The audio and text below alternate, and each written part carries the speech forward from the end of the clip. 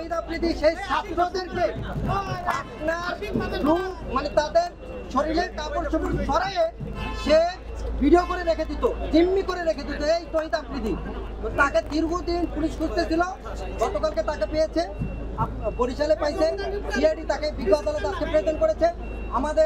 আমাদের যে আবেদন, বিজ্ঞ আদালত আমাদের আবেদনের প্রেক্ষিতে আসামি পক্ষের শুনানির প্রেক্ষিতে উভয় পক্ষের শুনানিতে 5 দিনের রিমান্ড মঞ্জুর করেছে। আদালতে তারা যেটা বলেছে, সে কিডনি তার রোগ সমস্যা আছে, সে কিছু কাগজপত্র দিয়েছে। আপনারা জানেন যে এইসব কাগজপত্র বানানো যায়। আসামি যখনই ধরা পড়ে বিভিন্ন কাগজপত্র তৈরি আসে, সে দেখতে চলাফেরা তার কোনো কমতি না। এখন সে আদালতে আছে, তারা কিছু কাগজপত্র বানিয়ে নিয়ে আসছে, এগুলো ফেক হতে পারে। কি রোগের কথা বলছে? কিডনি রোগের কথা বলেছে। আচ্ছা, কিডনি রোগের কথা বলেছে। বিজ্ঞ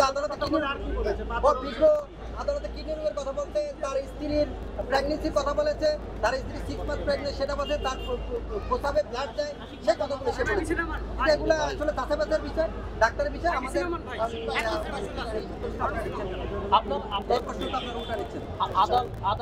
আদালতে আপনারা কি বলেছেন?